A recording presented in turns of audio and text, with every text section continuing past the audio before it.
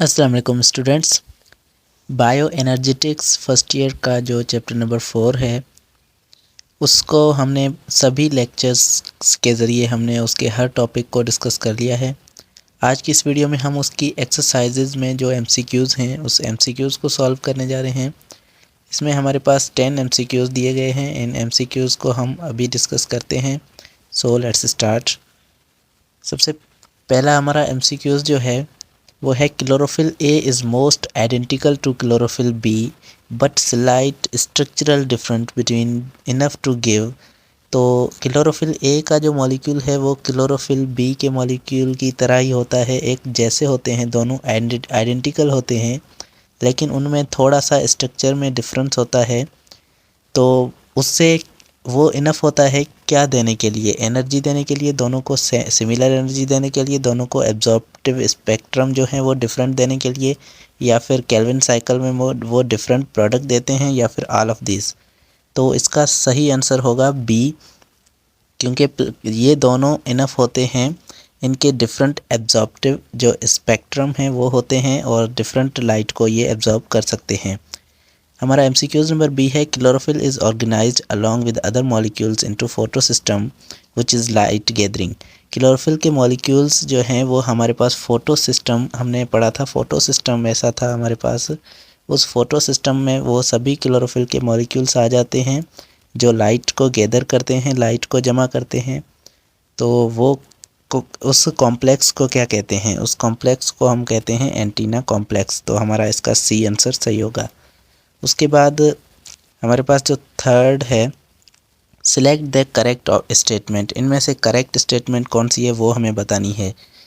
PS1 and ATP synthesis are located in the appressed part, या फिर PS and NADP reductase are located in the appressed part, या फिर appressed part contain NADP and ATP synthesis. ये तीनों गलत हैं हमारे पास। इसका आंसर सही होगा D, non appressed part non stacked having PS1। जो PS1 हमारे पास होता है फोटो सिस्टम 1, वो non appressed part of the thylakoid में मेम्ब्रेन में मौजूद होता है। थैलेकॉइड मेम्ब्रेन हमारे पास ऐसी होती है, एक दूसरे से कनेक्ट होती है। तो ये जो पार्ट है एक दूसरे से कनेक्शन वाला, ये एप्रेस्ड पार्ट है, और साइड वाला जो पार्ट है जो एक दूसरे से कनेक्ट नहीं है, ये जो पार्ट है ये क्या है? Non appressed. तो यहाँ पर हमारे पास PS1 पाया जाता है, इसीलिए हमारा डी ऑप्शन सही होगा। Number 4, the linear flow of electron from water to NADP coupled to ATP synthesis is.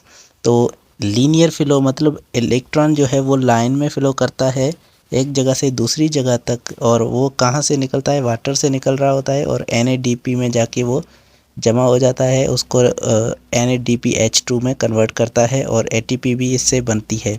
तो इस पूरे प्रोसेस को क्या कहते हैं?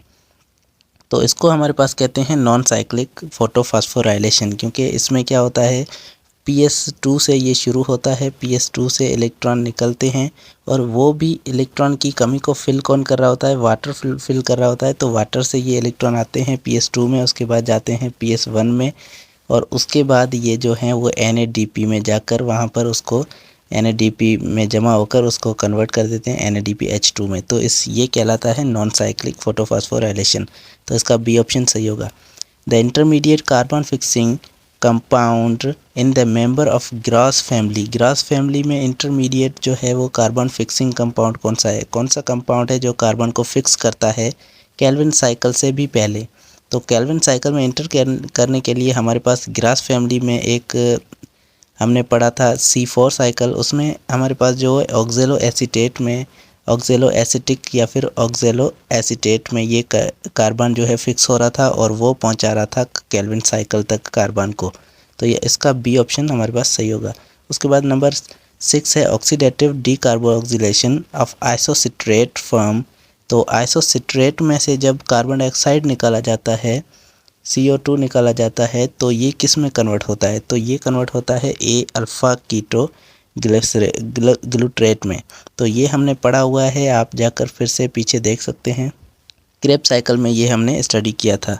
नंबर 7 हमारे पास है how many ATP molecules are form during substrate level phosphorylation in Krebs cycle. Krebs cycle में हमारे पास कितने ATP बनते हैं एक ग्लूकोज के कंज्यूम होने पर?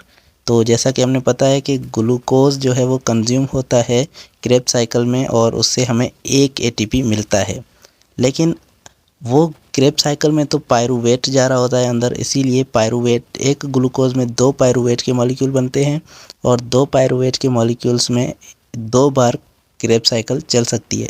तो 2 बार अगर क्रेब्स साइकिल चलेगी तो हमें एक क्रेब्स साइकिल से 1 एटीपी मिलते हैं, तो 2 क्रेब्स साइकिल से हमें 2 एटीपी मिलेंगे। तो इसका आंसर बी सही होगा।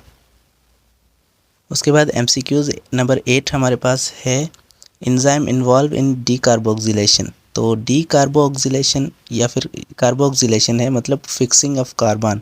कार्बन को फिक्स करने वाला कौन सा एंजाइम होता है हमारे पास? तो केल्विन साइकिल में हमने देखा था कि हमारे पास एक एंजाइम था रुबिस्को कार्बोक्सिलेज ऑक्सीजनेज।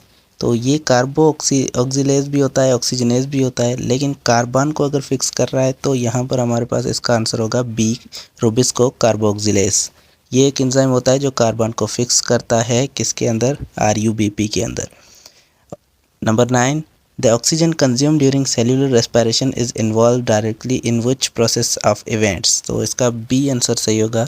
तो जो ऑक्सीजन हमारे पास सेल्यूलर रेस्पिरेशन में कंज्यूम हो रही होती है वो किस इवेंट में यूज़ होती है? ग्लाइकोलाइसिस में तो वो यूज़ नहीं होती। तो ये हमारे पास ऑक्सीजन जो है वो यूज़ होती है इलेक्ट्रॉन ट्रांसपोर्ट चेन में। लास्ट में जो है वो इलेक्ट्रॉन को एक्सेप्ट कर रहा होता है, जो वो वाटर बनाता है। ऑक्सीजन इलेक्ट्रॉन को एक्सेप्ट करके वाटर बनाता है, तो इसके अंदर हमारे पास ऑक्सीजन की यूजेज होती है। तो इसका हमारे पास बी सही होगा। नंबर 10 है, how many carbon atoms are fed into the citric acid cycle as a result of oxidation of 1 molecule of pyruvate. इसका सही आंसर होगा 2। एक पायरूवेट के मॉलिक्यूल से हमें 2 कार्बन को यूज़ करना पड़ेगा। तो उम्मीद है आपको ये सारे जो MCQs हैं वो समझ में आए होंगे। शॉर्ट क्वेश्चंस को भी हम डिस्कस करने वाले हैं अगली वीडियो में। तब तक के लिए अल्लाह हाफिज़।